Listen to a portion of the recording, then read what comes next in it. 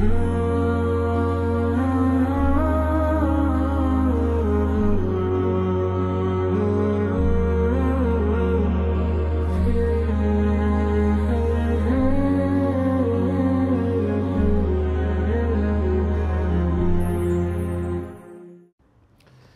الله الرحمن الرحيم. الحمد لله والصلاة والسلام على رسول الله محمد وعلى آله وصحبه ومن والاه. رب اشرح لي صدري ويسر لي أمري واحلل عقدة من لساني يفقه قولي. ربنا لا تزغ قلوبنا بعد إذ هديتنا وهب لنا من لدنك رحمة إنك أنت الوهاب. اللهم آت أنفسنا تقواها وزكها أنت خير من زكاها أنت وليها ومولاها. اللهم إننا نعوذ بك من علم لا ينفع ومن قلب لا يخشع ومن نفس لا تشبع ومن دعوة لا يستجاب لها. برایان بەڕێزان، خوشکانی بەڕێز هاوسەرانی ڕێزدار، سەلام و ڕەحمەتی خوای گەورەتان لەسەر بێ. خۆشحاڵم لە زنجیرەی هاوسەرگیری هەنگاو بە هەنگاو لە هەنگاوەکانی بەرەو کۆتایی دەچین. ئەویش لە زنجیرەی بیستەهەم لە حەڵقە و زنجیرەی بیستەهەم وەستا بووی. ئەوڕۆ لەو زنجیرەیەدا لە چەند بابەتێک باسی گرنگترین بابەتەکان دەکەین. تاوان ئەمەد نزیکەی لەو چەند حەڵقەی ڕابردوو لەو زنجیرانی ڕابردوو باسی چەند هەنگاوێکمان کرد لەو هەنگاوانی کەوا پێشی هاوسەرگیری، لەو هەنگاوانی کەوا لە قۆناغی دەستگیرانی، ئەو هەنگاوانی کە پێویستە ئینسان هەنگاو باوێت لە کاتی هاوسەرگیری و لە کاتی بەیەکگەیشتنی ژن و پیا و کچ و کوڕ، ئەو کچ و کوڕی کە قسمەتیان لە یەکتر بووە بووینە خێزانی یەکتر، هەنگاوەکانی بەختەوەری چۆن باوێن، چۆن هەوڵ بدەن ئەو ڕێگایانەی کە ڕێگای بەدبەختیە، ڕێگای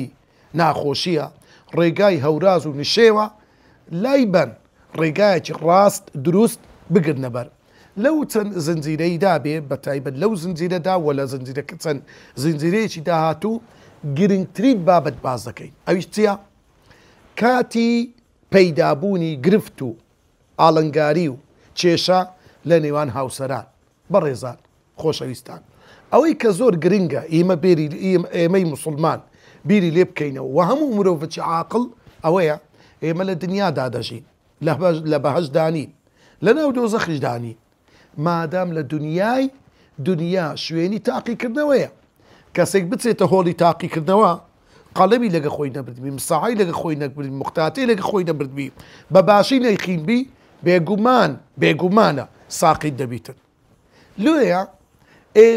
ئێمە دەبی بزانین لە دنیاداین، دنیاش دارولئیبتیلایە، تەنیا خۆشی نییە، تەنیا دۆزەخش نییە کەوا حەتا دەورەمان ئاگربی هیچ دەواازە و دەرچەیەکمان نەبی لێی دەربچین. کەواتە لێرەدا ئەوەی کە زۆر گرنگە ئێمە بەڕاستی بزانیت ئەوەیە کاتێک کە تووشی کێشە و گرفت دەبین، لە کاتی دووشبوونمان بە کێشە و گرفت ئەو پێنج هەنگاوەی کۆتایی باسی ئەو خاڵانە دەکەی کەوا هەنگاوەکانی خۆ دەرباسکردن و خۆ بواردن و خۆ ڕزگارکردن لە کێشەکان. کێشە دەبی، ناڵێن مەحالە کێشە نەبی. حتا ناو ماڵی پێغەمبەری خوا صلی الله عليه وسلم کە کێشە و گرفتیان کەوتۆتە ناوێ لەگەڵ خۆی، لەگەڵ خێزانەکان، لەگەڵ خزم و کەس و دەوروبەرەکانی. ئەوە مەحاڵە ئینسان لە دنیادا بژی بەریەککەوتە هەبی، ژن و پیاوەک بێکەوە بن، کۆمەڵە کوڕ و کچەکیان هەبیتن، زاوا و بوچیان هەبیتن، خوشک و براژن و شوو برا و هەموو ئەوانە هەبی لەگە یەکتر بژی، خەسوو خەزوور هەبیتن، کێشەش نەبیتن. ئەوە مەحاڵە ئیلا دەبی کێشەبی. بەڵام کێشە چۆن چارەسەری بکەیت، کێشە کو تەعاملی بکەیت، بزانین خوای گەورە لە قورئانی پیرۆز و پێغەمبەری خوا صلی الله عليه وسلم چۆن چارەسەری باشترین چارەسەریان لە ئێمە دانایە لەو کاتێکەوە کێشە دەکەوتە نێوان هاوسەران. بەڕێزان، خوای گەورە سوبحانه وتعالى دەرچوونی ئافرەت لە سودوری خۆی، لە سروشتی طبیعەتی خۆی ناوناوە بە نوشوس. ئەو شەی نوشوسە خوای گەورە هەم بۆ ئافرەت دایناوە هەم بۆ پیاو. نوشوس بزانین معنای چییە، و کاتێک کە نوشوس پەیدا بوو چۆن چارەسەری بکەین و خوای گەورە چ ڕێگایەکی لە بۆ ئێمە داناوە. کەلیمەی نوشوز لە قورئانی پیرۆز لە 4 شوێن هاتووە. یەک لەو شوێنانەی کە خوای گەورە باسی کردووە لە چیرۆک و بەسەرهاتی ئەو پیاوەی کەوا مەڕ على قەڕیە بە دوێکدا دەڕواتن وهي خاویة على عروشها ئەو دێ هەمووی بەسەر یەکدا تەپیوە، هەمووی ڕوخایە، هیچ ئاسەوار و شوێنەواری ژیانی تێدا نماوە، سەری سوڕ دەمینێ. قال أنا يحيي هذه الله بعد موتها دەبێت چۆن ئەو شوێنە وێرانەیە دوای مردنی هەموو خەڵکە ڕوح لە بەرەکان دوای وێرانە بوون و تەفروت و نابوون ئەو خەڵکە زندی بکرێتەوە. خوای گەورە سبحانه وتعالى فأماته الله 100 عام ثم بعثه. خوای گەورە ئەو پیاوەی مران 100 ساڵ لە پاشان زندی کردەوە. کە زندی کردەوە خوای گەورە پێی فەرموو یان مەلائیکەتی نارد و پێیان وت قال كم لبثت ئەرێت و چەند مایەوە لەو ماوەی کەوا لە حالی بەرزەخ مایەوە؟ قال لبثت يوما وبعض يوم. وتی والله ڕۆژێک یان دانە ڕۆژێک مایمەوە لەو حالەتێکەوە برین کەیتیمە حالەتی ژیانی بەرزەخ و نێوان مردن و ڕۆژی قیامەت. قال بل لبثت 100 عام. زۆر چاک بزانە نەخێر ئەوەندە ساڵە ئەوەندە ماوە کەمە نیە ئەتو مردی بەڵکو 100 ساڵە ئەتو مردی. بەڵام سەیر بکە لە هێز و قودرەتی خوا فانظر إلى طعامك وشرابك لم يتسنى. هێز و قودرەتی خوا ئاوایە تۆ 100 ساڵ مایە وەکو خۆت ئەو خواردنەی پێت بووە لەگەر ئەو خواردنەوەی لەم یەتەسەنە بۆگەن نەبووینە. وانظر إلى حمارك سەیری جێدرێژە کەشت بکە بزانە چی بەست لێ هاتووە. ولنجعلك آية للناس لۆی بزانی هێز و قودرەتی خوا وایە. خوای گەورە ئەگە بیەوێ شتێک لە شوێنی خۆی بێڵتەوە دەیهێڵتەوە هیچی بەسەر ناینی و ئەگەر بیەوێتن شتێک لەبار ببە وێرانی بکە تێکی دەدا و جاریشتریش خوای گەورە زۆر بە ئاسانی دروستی دەکات. لۆیە خوای گەورە فەرمووی خوای گەورە دەفەرمێ وانظر إلى العظام سەیری هێزکەکانی ئەو جێدرێژەت بکە كيف ننشزها. ها کەلیمەی لێرە نونشیزها ئەلێرە ئەمە بەسمان ئەو وشەیە. کەلیمەی نونشیزها یعنی لێک و پێک بوویتەوە یعنی ڕزیە. ها كيف ننشزها لە قراءەتەکەیە قراءەتەکەیە لە قورئان كيف ننشرها نشر يعني كل لێک و پێکمان کردەوە کو هەمووی لێک ترازای ئەو هێزکانە. ها کەسێک کە دەمری دیتیتان لە قەبرستان زۆر جارێک کابرا قبری لێ دەدەگاتە قبر هێزک و پرۆسێک دێ ئەو هێزکە دەستی لێ دێ وەکو سۆتەکە جغارەی سبحان الله دوو لە ڕێزی ئەو ئینسانە ڕاست دەتاوێتەوە ڕاست هەردەوەشێتەوە. كيف ننشزها لێرەدا خوای گەورە سبحانه وتعالى باسی کەلیمەی نوشوزی کردووە نەشز لێک بوونەوە وانیا كيف ننشزها ثم نكسوها لحما لە دواییدا دوای لێک و پێک بوونەوەی ئەو گۆشتانە هەمووی ئێمە ثم نكسوها لحما لە پاشن جارێک ئێمە خەلقی دەکەینەوە و هەروەها گۆشتی لێ دروست دەکەینەوە خەلقی دەکەینەوە. لێرەدا کەلیمەی نوشوز واتە ئینسان دەرچوون لە طەبیعەتی خۆی. لێ كيف ننشزها يعني لێک بوونەوە و لێک جودا بوونەوە. ئەسڵی ژیانی ژن و مرد ئەوەیە کەوا ئینسیجام و تەبایی و تفاقی لە بەینیان هەبیتن. کاتێک کە ئافرەت ناشیزە دەبی نوشوز دەکا لە سروشت و طەبیعەی ختی خۆی دەردەچی سبحان الله ژیانی خێزانداری دەبێتە مای لێک هەڵوەشانەوە دڵتوندی لێک دوورکەوتنەوە ناخۆشی. بە هەمان شێوەژە ئەگەر پیاوەکە ئەو صفەت و طەبیعەتەی هەبیتن. لە ئاەتێشتر خوای گەورە سبحانه وتعالى دەفەرمووێ واللاتی ئەو ئافرەتانەی کەوا تەخافونە نوشوزەهن ئێوە ئەی پیاوەکان مەترسیتان هەیە لە سنووری خۆیان دەربچن ناشیزە بن ینی بەسەرتاندا زاڵ بن لە قسەیان لە طەبیعەتیان لە سروشتیان لە گوێڕالی نەبوونیان ئێوە ئەی پیاوەکان فعیضوهن ئامۆژگاریان بکەن واهجروهن في المضاجع ئینجا لە شوێنی سەرجێ نووسن لێیان دوور بکەونەوە ینی وازیان لێبینن واضربوهن و قۆناغی سێم ئەگەر هەر نهاتنە ژێربار ئینجا دەتان بە شێوازێکی ڕێک و پێک بە شێوازێکی یعنی گەیاندنی پەیامک لێیان بدەن فإن أطعنكم خو أجر أوان جيرالي إيوان كرت واضيا هنا لو لاملي وعناديا فلا تبغوا عليهن سبيلا نابي إيوا زيادة رويب كان تبغوا يعني فلا تظلموا ظلم يعني مكان نابي بين برقايك دابني بين فرصة قيناك مادم أو غلطش كده قد لأن نابني هتاي لا أنت اشتر خواي يقول فرمي وإن امرأة خافت من بعلها نشوزا أو إعراضا أو جارب بيتوانا أجر هد آفرتك خافت طبعا لا آيتك ايش خواي يقول فرمو واللاتي تخافون أو آفرتان ما تسيتان هي ليش خواي يقول باسي آفرتكان دكا أو آفرتاني كوا وإن امرأة هد آفرتك خافت ما ترسيلي بيدابو من بعلها نشوزا ما ترسيتيلي بيدابو أو كوا بياوكي ناشي زبيتا لا أمر درتي لا سروشت طبيعتي خوي درتسو بيتا أو بياوا يعني هزدكاتا وكو بيشتر نما قراني بس داتيا أو إعراضا بشتي تيكرديا فلا جناح عليهما أن يصلح أو براسي بيويستا لسر أوجلو بياوا جناح ناقاتي أصلا حكمته عقله دين أويا أو أنا صلح لبيني يكتر بكن بين أن يصلح بينهما صلحا بين علاجك لبيني خويان بيننا وكسك أقل له خوشيان نيانطاني بقنا نتيجيك تكليف لخلقك كان والصلح خير والصلح شخواي يريد في المشتشي تاكا أمره فرماني خوايا بلي لا آية اشتر خواي يريد فرمي وإذا قيل انشوزوا دفرمي يا أيها الذين آمنوا إذا قيل لكم تفسحوا في المجالس فافسحوا يفسح الله لكم وإذا قيل انشوزوا فانشوزوا كاتك كبيتان قوترا لما ديسكي خصتنا ليرا نشوزوا يعني خلصتان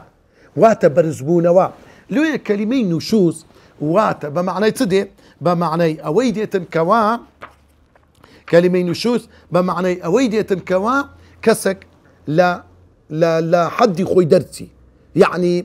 تكبروا لود برزي عنادي بيجري لا عملي بيجريتن بنصيحات بقى مشجاري بقصي خوش بهيز نوعك نهاية تجربار لو أو نوعانا أو بابة بيدا وتري نشوز ليه ده بابتي نشوز خواي ورك القرآن بيروس لو تن آيات باسي كد بمعنى تدي همو زانايان كلمين نشوز بتد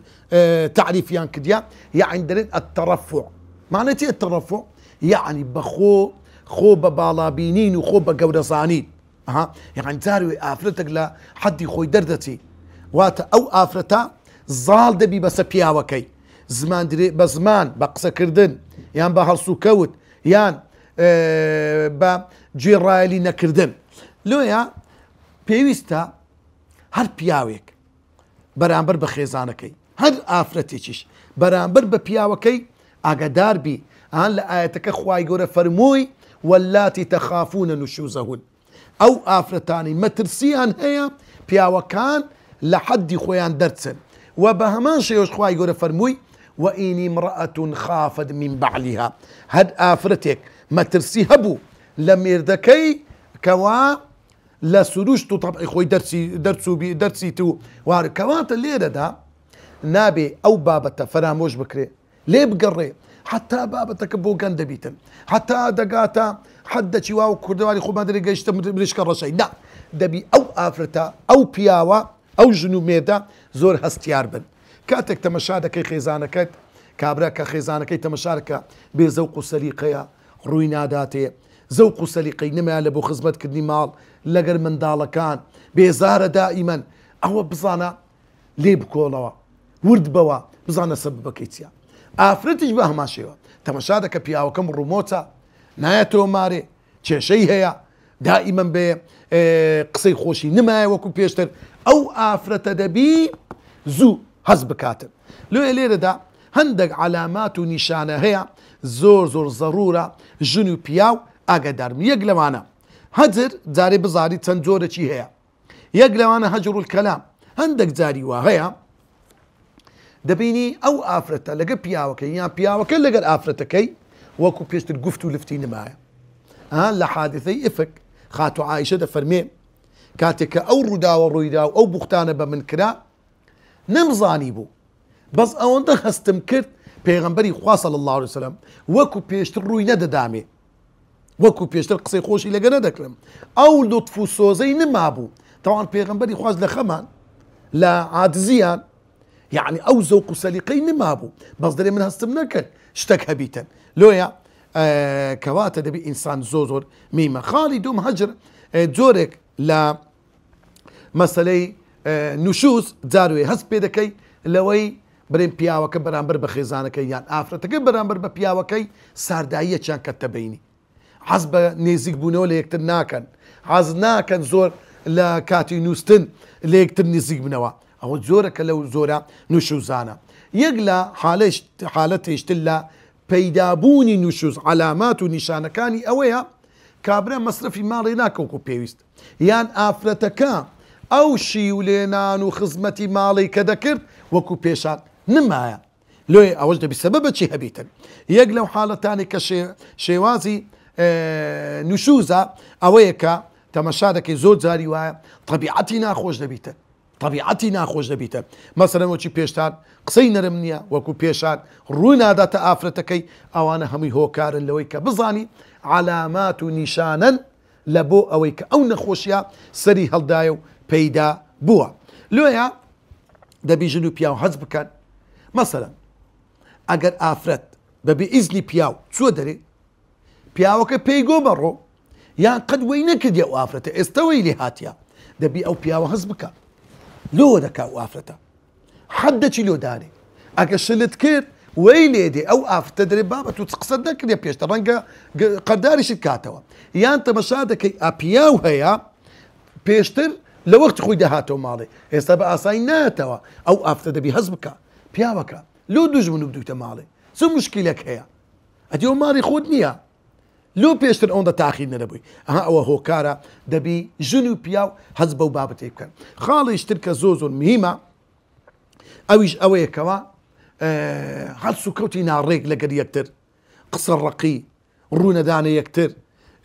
بەدەمەوە نەبوون و نەچوونی ئیش و کارەکانی ناو ماڵ ئەها ئەوانە هۆکارن ئەو جارە هۆکاری ئەوەی چیە کە ژن و پیاو لەگە یەکتر هەندێک جار ئەو کێشە و مشکلە پەیدا دەبیتن لە یەکتر بە هەنجەت دەبن مشکلە دەکەوتە بینیان لاملی و عینادی دەکەوتە بینیان یەک لە هۆکارەکان تەمەنە زۆر جاری وایە تەمەشاکەی ئافرەت کە دەکەوتە تەمەن پیاو دەکەوتە تەمەن تووشی نەخۆشی دەبی تووشی بێتاقەتی دەبی ئەو زەوق و سەلیقەی پێشانیان نامینێتن بەڵام ڕەنگە جاری وای ئافرەتەکە شەوق و زەوقی زیاترە سەحەتی خۆشترە ڕەنگە تەحملی ئەوەی پیاوی نەکە یان پیاوەکە باخۆشتر و بەتواناتر و بەهێست برین جسمی سەحەتی باشترە ئەویش تەحملی ئەوەی خێزانەکەی خۆی ناکە یان نەخۆشی یەکێکیان یەکێشتر لەو خاڵانە کێشە پەیدابوون لە بینیان ئەو کێشێکە پەیدا ئەگە بنبڕ نەبیتن ئەوەش هۆکارەکە لەوەی کەوا ژن و پیاو تووشی کێشە و گرفت بن نەبوونی منداڵ یەکێشتر لەو هۆکارانە ئەو داری یەکێشتر لەو شتانەی کە زۆر مهمە سروشتی طبیعەتی هەندێک کەس وایە دەبی ئەوش دەبزانی لە پێشتر پیاوەکە وا بووە دوای 10 ساڵ ئەو دەتو بێگلەی لێ بکەیت یان ئەو پیاوە دەزانی 15 ساڵ لەگە ئەو ژنەی ژیایە ئەو طبیعەتەی هەبووە ئێستا دوای ئەو کۆمەڵک منداڵ دوای تەمەنێکی زۆر لەگە یەکتر بەسەریان بردیە ئەو جەبێ گلەی لێ بکە کاکە ئەو چەند ساڵە تەحملت کردە ئێستاش دەبی تەحملکەی ئەوە بابەتێکی زۆر گرنگە لە بابەتی نوشوز کە بەڕاستی گەورەترین گرفت و کێشەیە ئێمە بەڕاستی حەز دەکەین زۆر تیشک بخینە سەر ئەو خاڵە کاتێک کە کێشە لە ناو ماڵ دروست دەبیتن گرفتەکی زۆر گەورەیە لۆیە بەڵام لەگەر ئەوەی کێشەکە حەچەندی گەورەبی خوای گورە ڕێی لۆ ئێمە دانایە هیچ گرەیەک نییە هیچ کێشەیەک نییە هیچ ناخۆشیەک نییە هیچ دەرگایەک نییە دابخرێ و نەبیتەوە ئیلا خوای گورە کلیلەکی لە بۆ دانایە خوای گورە